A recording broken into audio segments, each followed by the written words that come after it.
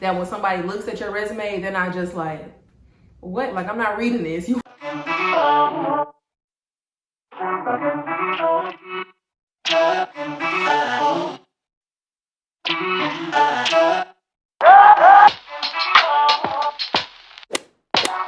Hey y'all, welcome back to my channel. Today's video is going to be about personal statements, resume, and letters of recommendations with a little bit about diversity statements and when to use them. I'm going to try to insert some of my personal statements, some of my resume, and a little bit of like a letter of recommendation that someone showed me just to make sure they were on the right path. It's not the final letter, but he just sent me something to say like, hey, is this what you're looking for? So I'll try to insert all of that onto the screen so you guys can not only hear what I'm saying, but also have an example as well.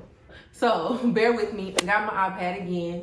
First thing we're gonna talk about is personal statements. With your personal statement, the most important thing to remember is that you want the admissions committee to like you. You want them to be able to see you in their classrooms interacting with others. So that's a big thing to keep in mind when you're writing your personal statement.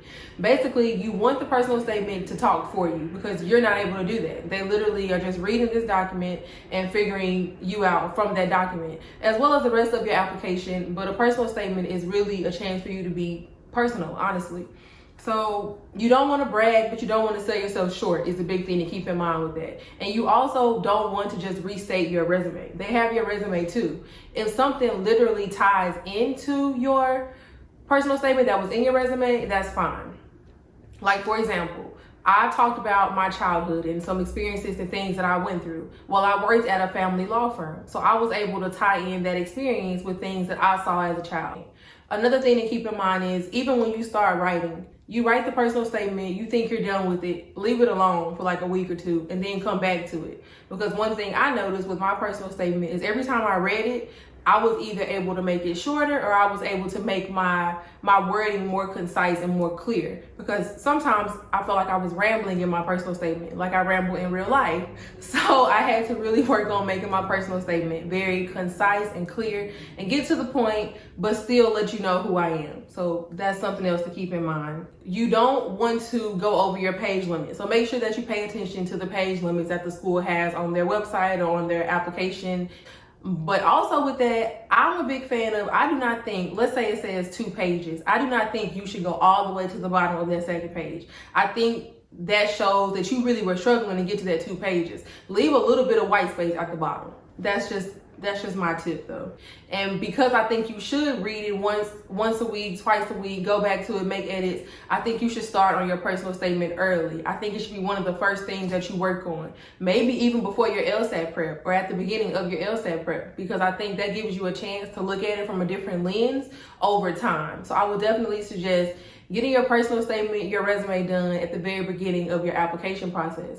Also, same thing for letters of recommendation. I would suggest asking for those early on, maybe 2 or 3 months before you need them at the latest. Another thing is when you're writing your personal statement, you're going to want to talk about things that influence you, people that influence you, situations that influence you.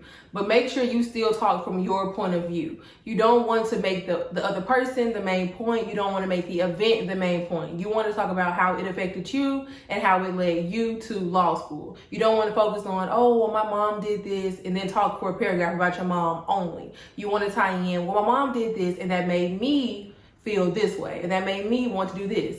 You want to make sure it always comes back to you because it's your statement. If you're a non-traditional student like me, make sure you talk about why now, because that's a question they'll have in their heads if they're reading your resume or that if they see that you graduated 4 years ago, 5 years ago, maybe even 10 or 12 years ago. They want to know why now. So tie that into your personal statement as well. If you can, tie in the school specifically. Tie in, oh, I want to go to X school because this relates to this that happened in my life. And I know that this school has a great program, a great practicum, a great clinic based, off of things that you've been through. So if you can tie it in, tie it in. I'm going to be honest. I didn't do that. Unless the school asked me to tie into my personal statement, something about them, I didn't do that. But a lot of people do suggest it, so I'm just throwing it out there. And then the most important tip, literally, is let somebody else read it. And let somebody read it that is not afraid to hurt your feelings.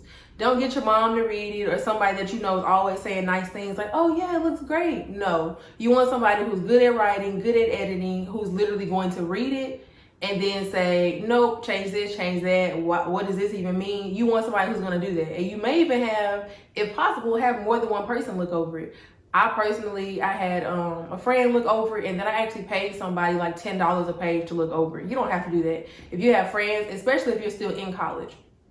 If you're still in college, you can find somebody on campus to read that statement for free. I'm sure that is very good at writing. So do that instead. And then, yeah, that's the basic tips for personal statement. Just make sure that it's really telling your story and that you have somebody edit it and that you don't rush that personal statement. Just spend your time on it. Second thing I want to talk about is the resume. So, like I mentioned, I am a non-traditional applicant. So my resume is going to be a little different. But even with me being a non-traditional applicant, being 28 years old, being out of school, I also have an MBA. Even with that, I was still able to fit all of my work experience on one page. That's one of my tips. I don't care what people say. Make your resume one page. I've seen people that are like 50 that have been working for years, worked all throughout college, etc. Still were able to make their resume one page. You can make it one page.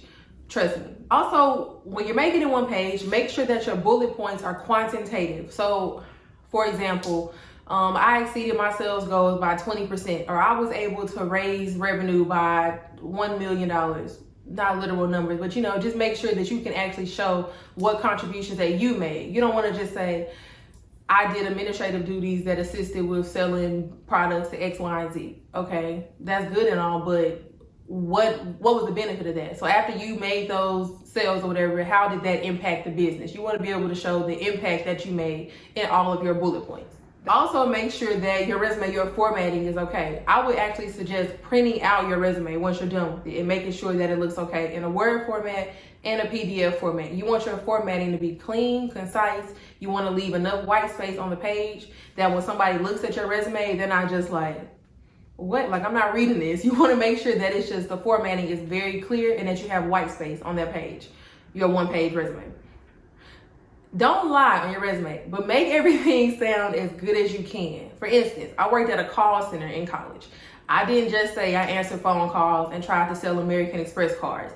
I said something like, applied lead nurturing techniques to exceed my sales goals by 25% per week, while also training team members on how to come up with creative sales pitches.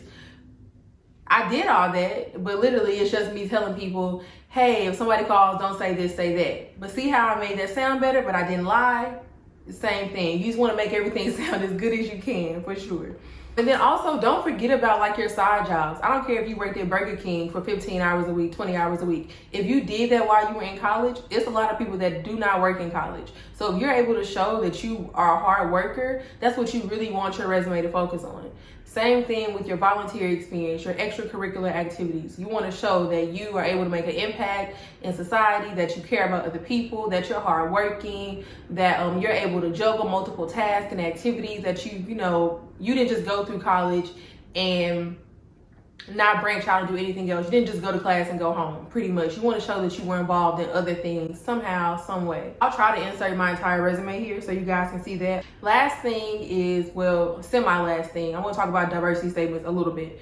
Letters of recommendation. So with your letters of recommendation, I already mentioned that you want to ask for those early. You also want to ask for extra letters of recommendation.